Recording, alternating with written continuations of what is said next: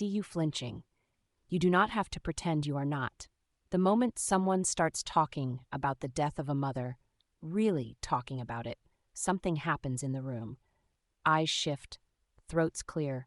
The conversation pivots towards something more comfortable, something that does not require anyone to sit with the reality that the women we love most are not permanent. I understand it. I do not hold it against you. But I want to talk about why it happens and why I refuse to participate in the flinching anymore. Talking about my mother's death is the only thing that makes me feel truly alive. And I will not apologize for that, not to the uncomfortable, not to the unprepared, not to anyone. The three kinds of people in the room. When I talk about losing my mother, I can always identify three kinds of people in the room. There is the person whose mother is still alive and who believes, somewhere in the superstitious corner of their mind, that talking about a mother's death will somehow accelerate the arrival of their own. As if grief is contagious. As if saying the words out loud invites the thing they fear most to come knocking. So they change the subject. They redirect. They love their mothers desperately and cannot bear to imagine a world without her. I see you, and I understand you more than you know. There is the person who has already experienced it and made a private vow never to speak of it again. The loss was too enormous, the grief too consuming. The only way to continue functioning was to build a wall around the wound and agree never to examine it publicly. They have survived by not speaking. And the idea of someone speaking freely about what they have locked away feels like a threat to the survival strategy that has been keeping them upright. I see you too. And I honor the way you have carried it. And there is the person who is anticipating it, whose mother is aging or ill or simply human, and for whom the thought of that specific loss is so unbearable that they cannot allow it to take shape in their mind. They live in the space just before grief, the anticipatory ache, the holding on, the desperate bargaining with time. I see all three of you. I have been two of you. And I am writing this for every single one of you. I have never once believed that talking about death speeds it up. But I have come to believe that refusing to talk about it speeds up something else, the slow erosion of connection with the people we love most while they are still here. What happens when we do not talk about it? We lose time. We spend the years our mothers are alive avoiding the conversations that matter most because those conversations require us to acknowledge that the time is finite. We do not ask them about their lives before we were in them. We do not ask what they are proud of. We do not ask what they wish they had done differently. We do not tell them what they mean to us in the specific, unhurried, complete way that the truth deserves. And then one day, suddenly or slowly, expectedly or not, they are gone. And we are left holding all the things we never said, all the questions we never asked. All the conversations we redirected because the alternative required us to sit with something uncomfortable. I know this from the inside, not because I did not love my mother enough to have those conversations, but because even a deeply bonded relationship can carry the unspoken weight of things we assumed we would have more time for. My mother died on October 21st, 2018, and I have spent 8 years wishing I had talked about it more. The mortality, the finite nature of her, the miracle of her specific and irreplaceable presence while she was still here to hear me say it. The conversations we avoid about death are rarely about death. They are about love and our terror of losing it. But avoiding the conversation does not protect the love. It just leaves it unspoken. Why I cannot stop talking about it. Here is the thing I need you to understand about why I talk about my mother's death the way I do.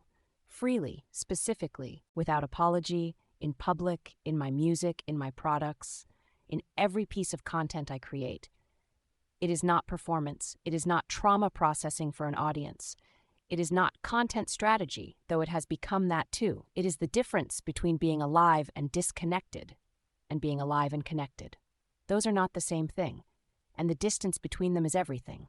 Alive and disconnected would mean existing in the world without her, going through the motions, building the brand, showing up for my family, tending my garden, but doing all of it behind a wall that keeps her memory at a safe and manageable distance.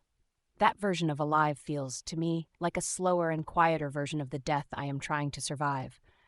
Alive and connected means carrying her into every room I enter. It means saying her name, Beverly E. Carroll, Miss B, out loud and often. It means writing songs about her and creating products in her honor and building a brand that exists because she existed. It means talking about her death, not to dwell in the loss, but to maintain the living thread of connection that does not require her physical presence to remain real. Talking about her death keeps her alive in the only way available to me now, and I will not give that up for anyone's comfort. There is a difference between being alive and disconnected and being alive and connected. One is survival, the other is living. I choose living, even when it makes the room uncomfortable. What I want to say to each of you, to the person whose mother is still alive, call her. Not tomorrow, today. Not to have the conversation about mortality. You do not have to go there if you are not ready. Just to hear her voice. Just to tell her one specific true thing about what she means to you. Let the conversation be ordinary. Ordinary is its own kind of sacred when you understand how quickly it can become a memory. And when you are ready, when the fear loosens just enough, consider asking her something you have never asked. About her life before you. About what she hopes for. About what she wants to be remembered for. You will not regret having asked. You may deeply regret not having. To the person who has survived it and made a vow of silence, I honor your survival strategy completely. You did what you had to do to stay standing. There is no wrong way to survive the unsurvivable. But I want you to know that when you are ready, if you are ever ready, talking about it will not break you. It might actually be the thing that begins to put you back together. Not because grief needs to be spoken to be processed, but because your mother deserves to be spoken of. Her name deserves to be in the air. Her life deserves to be remembered out loud by the person who knew her best. You do not owe anyone your grief. But you might owe yourself the relief of not carrying it entirely in silence. To the person who is anticipating it, I know the thought of it is unbearable. I know you cannot let your mind go there for more than a moment before something inside you slams the door shut. That is love protecting itself. It is completely human. But I want to gently offer this. The anticipation of losing her is not the same as losing her. You have not lost her yet. And every day you have with her that you spend avoiding the reality of her mortality is a day you could spend more fully present with the miracle of her existence. She is still here. That is everything. Treat it like it. Why I will never stop.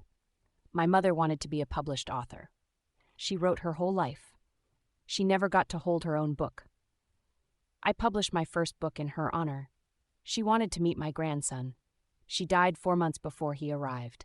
I look for her in his face every single time I hold him. She wanted to see what her daughter would become. I am still becoming. And I talk about her death because talking about it is how I stay in relationship with the woman whose absence shapes every single thing I build. Talking about it is how I keep the connection alive in the only way left available to me. It is how I stay alive and connected rather than alive and gone. And I will not stop. Not for the uncomfortable, not for the unprepared, not for anyone. Miss B deserves to be spoken of, loudly, specifically, unapologetically, for the rest of my life. About the author, Kenyatta E. Gray is a best-selling author, grief educator, and 2023 Remarkable Women Award winner. She is the founder of Honoring Miss B, LLC, a grief healing brand created after losing her mother, the late Beverly E. Carroll, in 2018. She talks about her mother's death freely, specifically, and without apology. She believes that is the most honest thing she can do with the years she has left. HonoringMissB.etsy.com, podcast, Grieving Unapologetically, music in stilettos. If this made you think of your mother, go call her, right now, before you read anything else. And if she is gone, say her name out loud. She deserves to be spoken of.